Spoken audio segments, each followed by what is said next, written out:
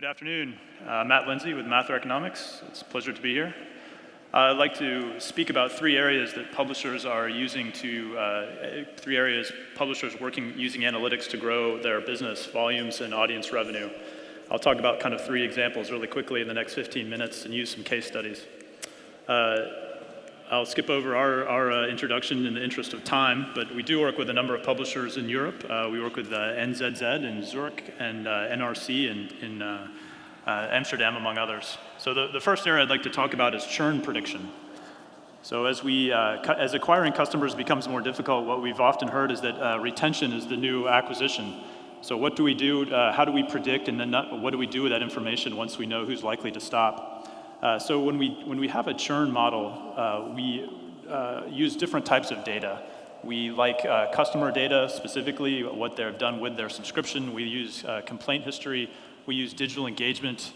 We can look at their behavior and how is it deviating from the current history, and so on. We also can use demographic data. We don't get it from Facebook.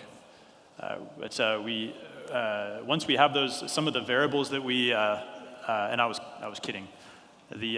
One of the variables that we found is very effective in reducing churn is term. So we also can look at their price, their acquisition channel. Some of the things that we found are likely to increase churn are where they came from. So if they came from social media, that's usually an indicator they are likely to churn. This is just the example of people that we predict are likely to churn actually do churn. So predicting churn is actually fairly straightforward, and it's not very difficult to do. The real tricky part is what do you do once you know somebody's going to stop. In the next few minutes, I'll talk about a couple examples. So we tested some different strategies. Here's a gift card case study. So we actually gave a gift card to people that we predicted would churn, and we compared the people that did not. We have a control group versus a target group. And you can see from this slide that 3 months afterwards, the gift card did indeed help save people. However, if you look 9 months later, those people that got the gift card were actually worse off than the people that did not get one. So we also tried greeting cards, so very, very basic, low, not very expensive. And what we found is that greeting cards were very helpful. They actually were both at 5 months and at 9 months, they were found to stop churn or reduce churn relative to a control group that didn't get the card. We also have a value letter, and a value letter is actually a piece from the publisher that talks about what are the pieces of the subscription that create value for the reader. And we found that it's actually did best of all of these. So again, these low-cost initiatives like greeting cards and value letters were very effective. And in fact, we tested these different options, and you can see that the gift card or the merchandise were actually the least effective. So the most expensive premiums or incentives were the ones that had the poorest results. And so you can see that these stop effects are actually better for people that are most likely to churn. So the group 10 there are the most likely to stop, and we indeed were able to have the most effect on those customers. So the other approach I was going to mention today was long-term offers. So this is an area of innovation in newspapers. I think newspapers have a very traditional acquisition model. They've done it this way for decades. And so what are newspapers able to do differently with acquiring their customers? And what we decided in this case, and I'll show a case study here with NRC, we borrowed something from the telecommunications industry. So we looked at how cell phone companies are acquiring subscribers, and we developed some offers that were very similar to those. So key aspects of these offers are that there's a commitment on both sides. The publisher commits to keep the price the same for a number of years. The customer is committing to remain active over that time. So we, instead of going from kind of 3-month, 6-month, 1-year offers, we actually introduced 1, 2, and 3-year offers. And what's interesting is that there's no increased discount for 3 years. It's about a 30 or 40% price discount for all 1, 2, or 3 years. So I'd like to talk about how this worked for NRC. NRC is based in Amsterdam. They have about 250,000 subscribers. They're a business publication. And you can see they have about 360 employees. Only about 14 of them are in marketing. And this is in Dutch, but this is from their webpage. And what you can see here is that they're offering 1, 2, or 3 years at 15 euros a month. And again, the commitment here is that they won't change the price for the length of this subscription. And what we found is when we looked at historical data that the retention rate for customers that had, these are different subscription lengths, so monthly samples had very poor retention, People that had 6 months were that next line there. After about 30 months, there's only about a quarter of them left. You can see annual and 2-year subscriptions both had about 45% retention over 30 months. So what's interesting is that there was a lot of pushback from the sales channels. They said there's no way that we're going to be able to sell these types of offers. And what we found is that these sales actually, the offers actually were well received. They sold about 40,000 starts in 2014, and in 2015 they sold about 50,000. So those are actual numbers of starts. But if you change the metric, if you actually looked at the number of years of subscriptions that were sold, you can see a big difference. In 2014, they actually sold about 34,000. The average term was about 3 or 6 months. In 2015, that number of years sold went to 74,000, and it stayed high in 2016 and went to 77,000. So that metric shows the difference. And if you look at stops, you can see that they had 62,000 stops. So if you recall, they had 34,000 starts and 62,000 stops. So very, obviously print circulation is declining. In 2015, the stops went to 43,000, and then again in 2016, they went to 32,000. So as you can imagine, what's happened in NRC is they're actually growing print circulation. They've actually gone from losing 15,000 per year to growing 12,000 per year. And this is actually a slide that's somewhat old. They've continued to grow. They're about up 20,000 subscriptions now. So again, just an example of how innovation and acquisition can really make a big difference in your number of relationships. And this is the profit margin or the operating margin from their audience revenue group. So you can see they're actually making 43 million euros per year from their audience profit operation, or their circulation operation. So the last topic I'd like to talk about is market-based pricing. This is actually a topic that can be somewhat controversial. We utilize this type of pricing in the United States. We also do it in Canada, in Australia, New Zealand, in some European countries.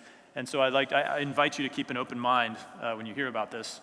The key is that we actually look at, as other industries differentiate pricing, like airlines and hotels and rental car companies, there's very much a deviation, a movement away from one-size-fits-all pricing.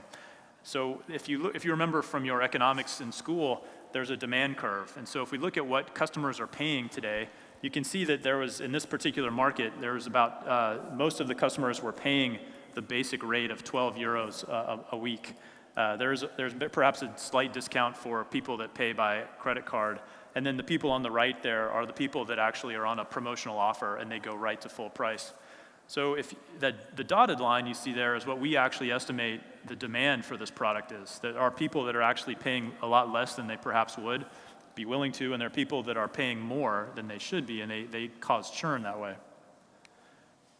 So we did a test. This is actually with the New York Times. So we asked them they have one increase every year. Everybody gets about a 5 to 10% increase, and it goes across the board. All customers are treated exactly the same. So we asked them to take a 5% control group. So we said, don't give these 50,000 subscribers a price increase. Let them continue on their same price. And we predicted what would happen. And indeed, what we found was exactly what we predicted. These are tenure groups. So people on the far right have been active subscribers for 5 years. People on the far left have only been subscribers for less than a year. And so what you see is that the people that did not get a price increase are the lighter colored bars in this example. The people that did get the price increase are on the dark blue bars. So people on the far left, you can see that's actually about a 5% price increase. It caused over 9% of people in their first year to stop. The people on the far right that had been active for over 5 years, it caused less than 0.5%. So an enormously different impact of that price increase on customers just based on how long they had been active. We also looked at digital engagement and have a similar story. We found that the higher engaged customers had far lower stops than the people that were very marginally engaged online. So income and digital engagement are two very important variables to determine what type of price increase you should get.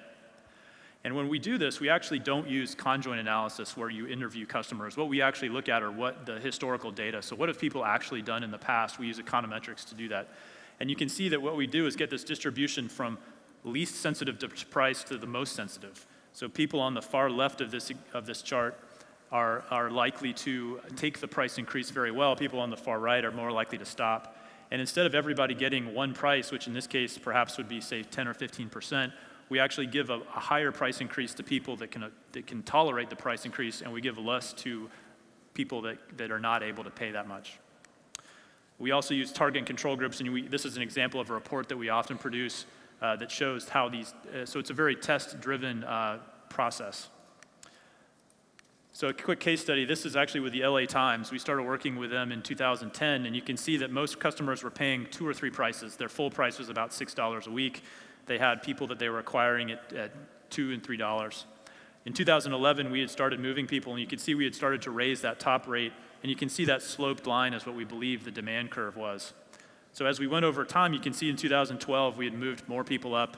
In 2013, we had raised the top price to $10, and again, the average price is going up. So if I go back a slide, you can see it started at $4.26 a week. By the time we had gotten to 2013, it was $6. By the time we got to 2015, you could see it was $5.38, and by the time we were in 2017, it was $6.45. So these slides are all available. I'll be happy to share these slides with you, but this is an example of how using different types of pricing, you can actually introduce, you can grow your revenue quite a bit without upsetting your volumes.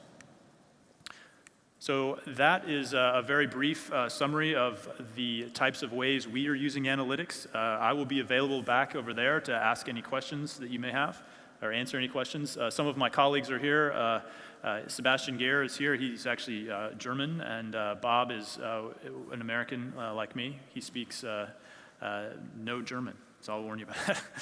Anyways, just very happy to be here. This is a copy of our book. It is coming out in German in September, and we are having a conference in Amsterdam in association with INMA. So if you're happy to see you there in September. Thank you very much. Thank you. One question? Yep. Okay.